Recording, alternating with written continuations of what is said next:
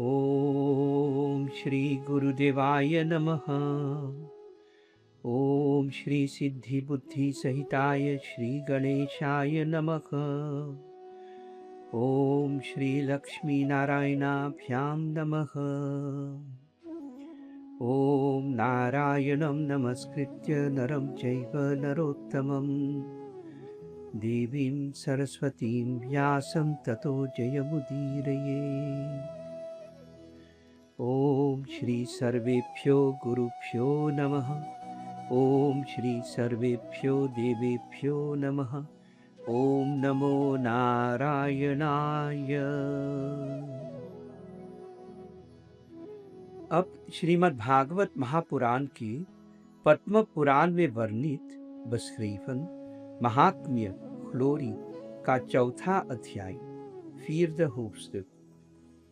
इस चौथे अध्याय का विषय अंतर्वैरप है गोकर्ण कथा का प्रारंभ बखिन।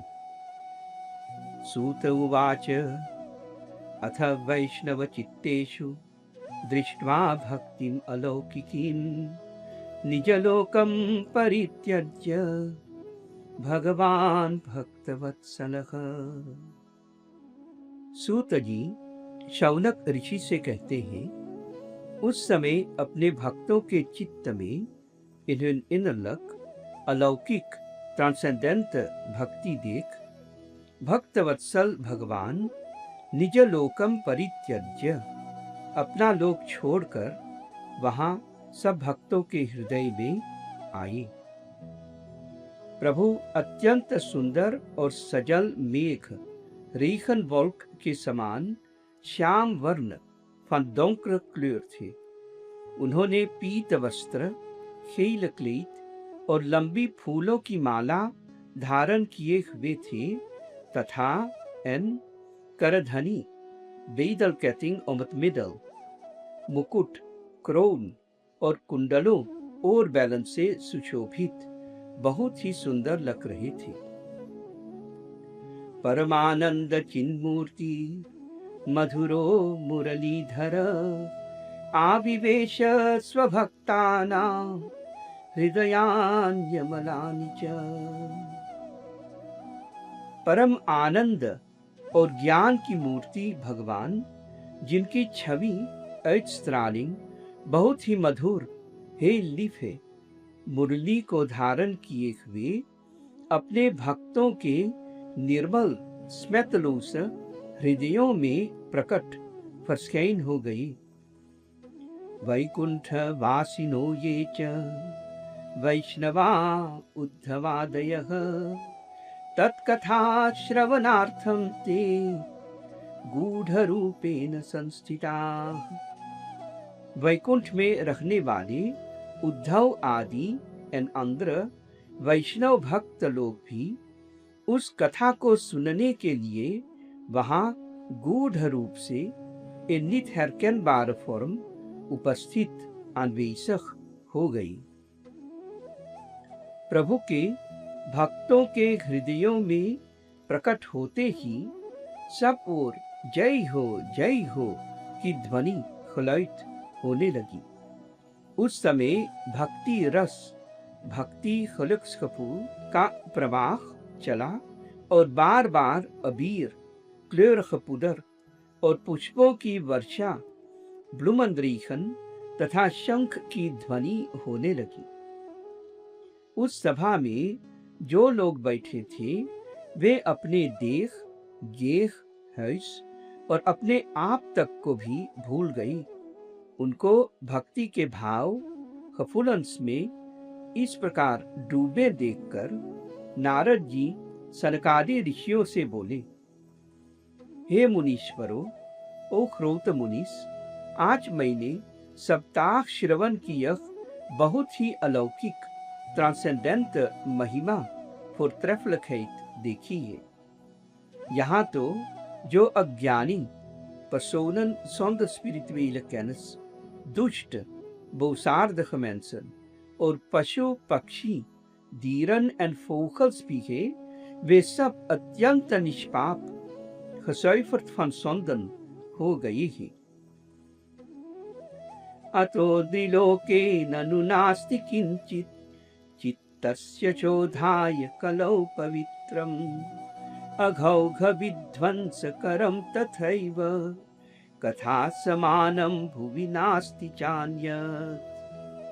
इस पृथ्वी लोक में निश्चय ही फोरसेकर श्रीमद् भागवत कथा के समान कली काल में कोई दूसरा पवित्र heilige उपाय नहीं है।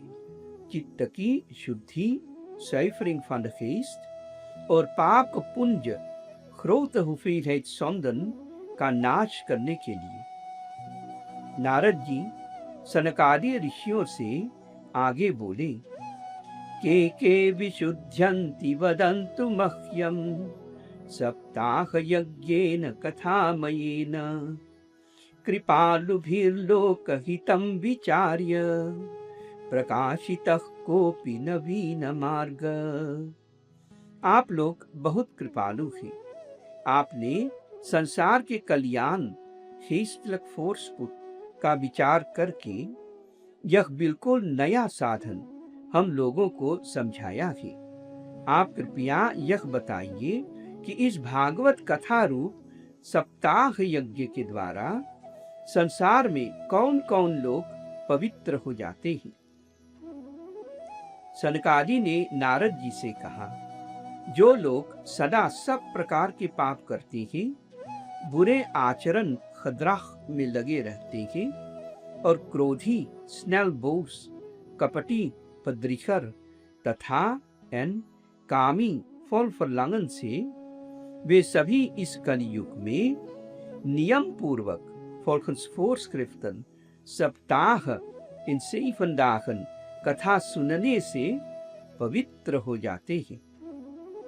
जो मदिरा पान, drinken van alcohol, ब्रह्म हत्या, doden van geestelijken, सुवर्ण की चोरी, diefstal van goud, गुरु स्त्री गमन, relatie met echtgenote van गुरु और विश्वासघात, फर्रात, ये 5 महापाप करने वाले हैं, वे भी कलयुग में सप्ताह यज्ञ से पवित्र हो जाते हैं। अत्र ते कीर्तयिष्याम इतिहासं पुरातनं यस्य श्रवणमात्रेण पापहानि प्रजायते। सनकादि ने आगे कहा, नारद जी, अब हम तुम्हें इस विषय में hierover एक पुरातन इतिहास geschiedenis van lang geleden सुनाते हैं। यस्य श्रवण मात्रेण, जिसके केवल सुनने से ही पाप हानि प्रजायते, सब पाप नष्ट हो जाते हैं। जैसे इस श्लोक में बताया गया है, वैसे ही श्रीमद् भागवत में बहुत से अन्य श्लोकों में भी समझाया गया है कि इन कथाओं को केवल स्लेक्स सुनने से ही मनुष्य के सब पाप नष्ट फनितख्त हो जाते हैं। यह एक बहुत ही बड़ी बात है कि इतने सुगम खमकलक उपाय से पापों का नाश किया जा सकता है। वैसे तो पापों का नाश करने के लिए प्राणी को बहुत से बड़े बड़े यज्ञ करने पड़ते हैं या लंबे समय तक कठोर व्रतों का पालन। सनकादि आगे नारद जी से कहते हैं, पूर्व काल में इन het verleden तुंगभद्रा नदी के तट ऊपर पर एक सुंदर नगर स्थापित था। वहां ब्राह्मण आदि चारों वर्ण कास्टन के लोग अपने अपने धर्म के अनुसार overeenkomstig सत्य, rechtschapen और उत्तम heel goede कर्म करने में लगे हुए थे। उन नगर में एक वेदों और कर्मकांड का विद्वान ब्राह्मण रहता था, जिसका नाम आत्मदेव था। वह सूर्य के समान तेजस्वी, स्त्रालंत और धनी था। उसकी सुंदर पत्नी का नाम था धुंधुली, जो बहुत जिद्दी कपख थी। वह घर के काम करने में निपुण एक्सपायर थी, हमेशा बहुत बोलती थी और झगड़ालू, vechtlustig, निर्दयी, zonder medelijden तथा कृपण, फ्रैकख भी थी। इस ब्राह्मण दंपति एफ्टपार का घर सुंदर था और उनके पास बहुत धन भी था। जब बुढ़ापे में भी उनकी कोई संतान नाकोमलिंगन न हुई, तब आत्मदेव बहुत दुखी हुआ। वह संतान प्राप्ति की आशा लेकर दुखियों को बहुत सा दान, जैसे गौ, कुयन, पृथ्वी, ख्रोंत, सुवर्ण, खौत और वस्त्र, क्लीडिंग देने लगा। इस प्रकार के धार्मिक कार्यों में आत्मदेव ने अपना आधा धन समाप्त कर दिया। जब इतना करने पर भी पुत्र की प्राप्ति न हुई, तब आत्मदेव बहुत चिंतित व सौरख्त हो गया। एकदा सद्विजो दुःखात् गृहं त्यक्त्वा वनं गतः मध्याह्ने तृषितो जातस् तडागम समुपेयिवान्। एक दिन वह ब्राह्मण दुख के कारण घर छोड़कर वन बोस में चला गया। जब दोपहर के समय om 12 uur 's middags उसे प्यास लगी, तब वह एक तालाब फैफर के पास गया। संतान न होने के कारण दुखी होकर वह ब्राह्मण पानी पीकर बैठा ही था कि वहीं पर एक सन्यासी आई। जब आत्मदेव ने देखा कि वे महात्मा जल पी चुके थे, तब वह उनके पास गया और चरणों फुतन में नमस्कार करने के बाद सामने खड़े होकर लंबी सांसें लेने लगा। बहुत स्वार्थ आदमन। सन्यासी ने आत्मदेव से पूछा, कथम रोदिषि विप्रत्वम? हे विप्र ब्राह्मण, तुम क्यों रो रही हो? काते चिंता बदीयसी? तुम्हें कौन सी बड़ी चिंता है? तुम मुझे शीघ्र स्नेल अपने दुख का कारण बताओ। आत्मदेव ने कहा, हे ऋषि, पूर्व पापेन दुखम किम ब्रवीमि? मैं पूर्व जन्मों फोरखलीफन्स के पापों से प्राप्त दुख को क्या कहूं? मुझे संतान केंद्रन न होने के कारण मेरे पितृलोक उफलीदन फोर ओदर्स मेरे द्वारा दिए गए तर्पण के जल को चिंता के साथ पीते हैं। देवता और ब्राह्मण मेरी पूजा और दान को प्रसन्न मन से स्वीकार नहीं करते हैं। संतान न होने के दुख से मैं मरने के लिए ही यहाँ वन में आया हूँ। मुझ संतानहीन को धिक्कार है।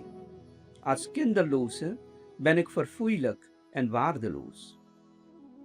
पाल्यते या मया धेनु सावन्ध्या सर्वथा भवेत्, यो मया रोपितो वृक्ष सोपि वन्ध्यत्वमाश्रयेत्।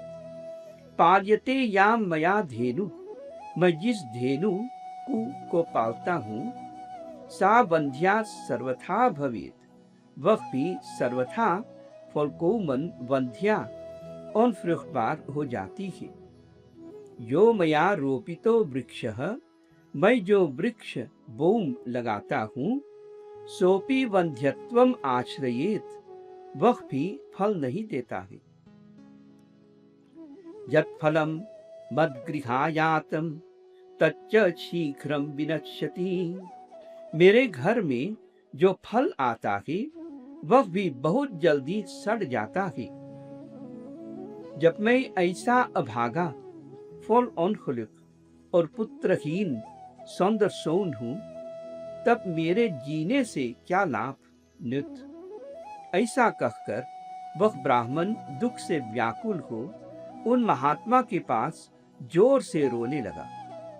उस समय उन सन्यासी के हृदय में बहुत दया उत्पन्न हुई। वे साधु एक महान योगी थे, इसलिए उन्होंने आत्मदेव के ललाट फोरहोफ्ट की रेखाएं लैलन देखकर समझ गया कि किस कारण से आत्मदेव को संतान केंद्रन नहीं हो पा रही थी। उन्होंने विस्तार पूर्वक ऐठ कहने लगे। सन्यासी ने आत्मदेव से कहा, संतान पाने के मोह द्वास फरलांगन को छोड़ दो। किए हुए कर्मों का परिणाम ऐतवर्किंग बहुत ही बलवान होता है। इसलिए विवेक वैसहित का आश्रय तू फ्लुख्त लेकर संसार की वासना वीरत सफलांगन छोड़ दो। श्रीनु विप्र मया तेद्य प्रारब्धम तु विलोकितम सप्त जन्मावधि तव पुत्रो नैव च नैव च। सन्यासी ने आगे कहा, हे विप्र प्रतीकंत, हे ब्राह्मण, सुनो, मैंने इस समय तुम्हारा प्रारब्ध ऐतवर्कन कर्म देखकर निश्चय कंक्लूडेर किया है कि 7 जन्मों तक तुम्हारे कोई संतान किसी प्रकार नहीं हो सकती। पूर्व काल में राजा सगर और राजा अंग को संतान के कारण दुख भोगना पड़ा था। अब तुम कुटुंब केंद्रन की आशा छोड़ दो। संन्यास लीफन फनन मोनक में ही सब प्रकार का सुख है। आत्मदेव ने कहा, महात्मा जी, विवेक वैसहित से मेरा क्या होगा? मुझे तो बलपूर्वक हु दान ओक पुत्र दीजिए, नहीं तो मैं आपके सामने ही शोक से अस्मर्थ मूर्छित व्यस्तलोस होकर अपने प्राण त्याग दूंगा। जिसमें पुत्र स्त्री आदि सोन फ्राउ एंड सो फोर्थ का सुख नहीं है, ऐसा संन्यास तो सर्वथा नीरस फलकोवन फ्रेख्तलोसी है। लोक में सरस फ्रेख्तफल तो पुत्र पौत्रादि से भरा गृहस्थ आश्रम ही है। हसेन स्लीफन फॉलमेटसोनन एंड क्लेइनसोनन इति विप्राग्रहं दृष्ट्वा प्राब्रवीत् स तपोधनः चित्रकेतुर्गतः कष्टं विधि लेख विमार्जनात्। ब्राह्मण आत्मदेव का आग्रह कौपखेट देखकर उन तपोधन क्रोध आसीत महात्मा ने कहा, विधि के लेख अतलोत को मिटाने का हठ कौपखेट करने से राजा चित्रकेतु को बड़ा कष्ट उठाना पड़ा था। इसी प्रकार तुम्हें भी पुत्र से सुख नहीं मिल सकेगा। तुमने तो बड़ा हठ पकड़ रखा है और अर्थी फ्राखर के रूप में तुम मेरे सामने उपस्थित अन्वेषक हो। ऐसी दशा में मैं तुमसे क्या कहूं? जब महात्मा जी ने देखा कि यह किसी प्रकार अपना आग्रह कौपखेट नहीं छोड़ता, तब उन्होंने उसे एक फल देकर कहा कि इसे तुम अपनी पत्नी फ्रौ को खिला देना, इससे उसके एक पुत्र होगा। तुम्हारी स्त्री को 1 वर्ष तक सत्य भाषण, वारheit स्प्रीकन, शौच, रैनheit, दया, दान और दिन में 1 ही बार भोजन करने का नियम रीखल रखना चाहिए। यदि वह ऐसा करेगी तो बालक अति निर्मल स्वभाव वाला फंसेर सैफर करैक्टर होगा। ऐसा कहकर महात्मा जी चले गए और आत्मदेव अपने घर लौट आया। वहां आकर उसने वह फल अपनी स्त्री के हाथ में दे दिया और स्वयं कहीं चला गया। उसकी स्त्री तो कुटिल स्वभाव फनफाल्स करैक्टर की थी ही। वह जोर से रोती हुई अपनी एक सखी फ्रिंदेन से कहने लगी, सखी, मुझे तो बहुत चिंता हो गई है। मैं फल नहीं खाऊंगी, क्योंकि फल खाने से गर्भ रहेगा और उससे पेट बढ़ जाएगा, फिर कुछ खाया पिया जाएगा नहीं। उससे मैं कमजोर स्वक हो जाऊंगी, फिर घर का काम कैसे होगा? और दैववश दुरत्नोतलोत यदि कहीं गांव में डाकुओं रोफर्स का आक्रमण आनफाल हो गया तो गर्भिणी स्त्री फ्राउ इनफरवाख्तिंग कैसे भागेगी? मन में इस तरह की कुतर्क फाल्सरदनियरिगन उठने से धुंधुली ने उस फल को नहीं खाया। पति के द्वारा पूछने पर उसने कह दिया कि हाँ, मैंने फल खा लिया। एक दिन जब उसकी बहन उसके घर आई तब धुंधुली ने अपनी बहन को सारी बात सुनाकर कहा कि उसके मन में इसकी बड़ी चिंता है। दुर्बलातेन दुःखेन यनुजे करवाणि किम सा ब्रवीण मम गर्भोस्ति तम दास्यामि प्रसूतितः। धुंधुली आगे अपनी बहन से कहती है, दुर्बला तेन दुखेन, मैं इस दुख से दुबली हो गई हूँ। हे अनुजे, उस करवाने की मैं क्या करूं? उसकी बहन बोली कि मुझे गर्भ है, बच्चा होने के बाद मैं उसे तुम्हें दे दूंगी। तब तक तू गर्भवती के समान घर में छिपकर सुख से रह। तू जब मेरी पति को कुछ धन दे देगी तब वे तुझे अपना बालक दे देंगे। हम ऐसी युक्ति करेंगी कि बसुल एरफोर सोरखंदात सब लोग यही कहें कि इसका बालक 6 महीने का होकर मर गया। मैं प्रतिदिन एलकदाह तेरे घर आकर उस बालक का पालन पोषण करती रहूंगी। तू इस समय परीक्षा टेस्ट करने के लिए यह फल गौ को खिला दे। धुंधुली ने जो कुछ उसकी बहन ने कहा था वैसे ही सब कुछ किया। समय आने पर जब उस स्त्री के पुत्र हुआ तब उस बालक के पिता ने उसे चुपचाप धुंधुली को दे दिया।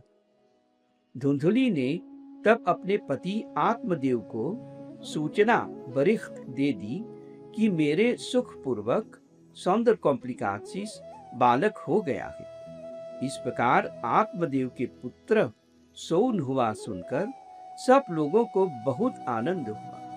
आत्मदेव ने उस बालक को अपना ही पुत्र मानकर उसका जात कर्म संस्कार खबोर्त रीतिवेलन करके ब्राह्मणों को दान दिया। उसके द्वार पर गाना बजाना और अनेक प्रकार के मांगलिक कृत्य हेलसाम एक्टिविटेटन होने लगी। माता धुंधुली ने उस बालक का नाम धुंधुकारी रखा। 3 महीने बीतने पर उस गौ को भी एक मनुष्य जैसा बच्चा हुआ। वह बहुत सुंदर, दिव्य हेमल्स, निर्मल सैफर और सुवर्ण की सी आसफानखौत कांति ख्लांस वाला था। इस बालक को देखकर आत्मदेव को बहुत आनंद हुआ और उसने स्वयं ही उसके सब संस्कार ऋतुवेलन किए। इस समाचार न्यूज से दूसरे लोगों को भी बहुत आश्चर्य प्रबासिंग हुआ और वे बालक को देखने के लिए आई। उसे देखकर वे कहने लगे, इस समय आत्मदेव के भाग्य खलुक का उदय औपखांग हो गया है। यह आश्चर्य वंदर है कि गाय ने भी देवता के समान बालक को जन्म दिया है। आत्मदेव ने उस बालक के गौ को के समान कान देखकर उसका नाम गोकर्ण रखा। कियत् कालेन तौ जातौ तरुणौ तनयाबुभौ गोकर्णः पंडितो ज्ञानी धुंधुकारी महाखलः। कुछ समय बाद वे दोनों पुत्र युवक फलवासन हो गए। उनमें गोकर्ण तो बड़ा पंडित और ज्ञानी हुआ, किंतु मार धुंधुकारी बहुत ही दुष्ट श्लेष्ठ निकला। धुंधुकारी का जीवन अशुद्ध अनरैन था। वह स्नान नहीं करता था और मुर्दे लैक के हाथ से छुआया हुआ अन्न फुत्सर भी खा लेता था। वह बहुत क्रोधी स्नेलबोस भी था। चोरी करना और सब लोगों से द्वेष फैंसकाप करना उसका स्वभाव आर्त बन गया था। वह छिपकर दूसरों के घरों में आग लगा देता था। वह खेल के बहाने बालकों को पकड़ लेता और तुरंत कुएं में इनपुट धकेल देता था। हिंसकः शस्त्रधारी च दीनान् धानां प्रपीडकः चाण्डालाभिरतो नित्यं पाशहस्त स्वसंगतः। वह हिंसक, हवलदार और शस्त्रों वापस को धारण करने वाला था। वह दीन दुखियों, सिलख परसोनन और अंधों ब्लिंदन को व्यर्थ सिनलोस पीड़ा देता था। चांडालों फरदोर्फन मेंसन से उसका बहुत प्रेम था और हाथ में फंदा स्ट्रोप लिए कुत्तों के साथ शिकार याफ्त के लिए घूमता रहता। उसने वेश्याओं प्रोस्टिट्यूट्स की कुसंगति स्लेख्त gezelschap से पिता का सारा धन नष्ट कर दिया। एक दिन माता पिता को मार पीट कर बर्तनों को उठा ले गया। आत्मदेव संपत्ति से रहित सौंदर्यदम और व्याकुल निर्श्लाघ होकर जोर से रोने लगा और बोला कि इससे तो इसकी माँ का बांझ और फ्रुख्तवा रखना भी अच्छा था। फिर कहा कि कुपुत्रो दुखदायक, कुपुत्र श्लेष्ठ सोन तो बड़ा ही दुखदायी होता है। आत्मदेव विलाप खकलाख करता है। वह तिष्ठामि, मैं कहाँ रहूं, वह गच्छामि, कहाँ जाऊं, कौन मेरे कष्ट को दूर करेगा। इस दुख से अब शीघ्र स्फुरख मेरी मृत्यु ही होने वाली है। हाँ कष्टम मम संस्थितम, हाय मेरे ऊपर तो बड़ा कष्ट आ पड़ा है। उसी समय परम ज्ञानी गोकर्ण जी वहां आई और उन्होंने पिता को वैराग्य और थेख्तिंग का उपदेश ले रीड करते हुए बहुत समझाया। असारः खलु संसारो दुख रूपी विमोहक, सुतः कस्य धनम कस्य स्नेहवान ज्वलते निशम। वे बोले पिताजी, असारः खलु संसारो, यह संसार निश्चय ही फुर्सीकर असार और व्यर्कलक है। यह अत्यंत दुख रूप और मोह में इन बखोखलिंग डालने वाला है। सुतः कस्य, पुत्र किसका, धनम कस्य, धन किसका, स्नेहवान प्राणी इमान दिखहतिस रात दिन दीपक लंप के समान जलता रहता है। न चेन्द्रस्य सुखम किंचिन न सुखम चक्रवर्तिन, सुखम अस्ति विरक्तस्य मुनेरेकांत जीविनः। सुख न तो इंद्र कूलिंग फंड देवता को ही और न चक्रवर्ती राजा कैसर को ही। सुखम अस्ति विरक्तस्य, सुख तो केवल विरक्त को ही। मुनेर एकांत जीविनः, और एकांत जीवी die een afzondering leeft मुनि को। मुंचा ज्ञानम प्रजारूपम मोहतो नरके गतिः, निपतिष्यति देहोऽयं सर्वं त्यक्त्वा वनं व्रज। यह मेरा पुत्र है, इस अज्ञान और वेतन थे को छोड़ दीजिए। मोहतो नरके गति ही, मोह खहक से नरक हेल की प्राप्ति होती है। यह शरीर लिखाम तो नष्ट होगा ही, इसलिए सर्वम त्यक्त्वा वनम व्रज, सब कुछ छोड़कर वन बोस में चले जाइए। अपने पुत्र गोकर्ण के वचन सुनकर आत्मदेव वन में जाने के लिए तैयार हो गया और उनसे कहने लगा कि बेटा, वन में रखकर मुझे क्या करना चाहिए? यह मुझसे विस्तार पूर्वक uitgebreid कहो। मैं बड़ा मूर्ख इडियोट हूँ।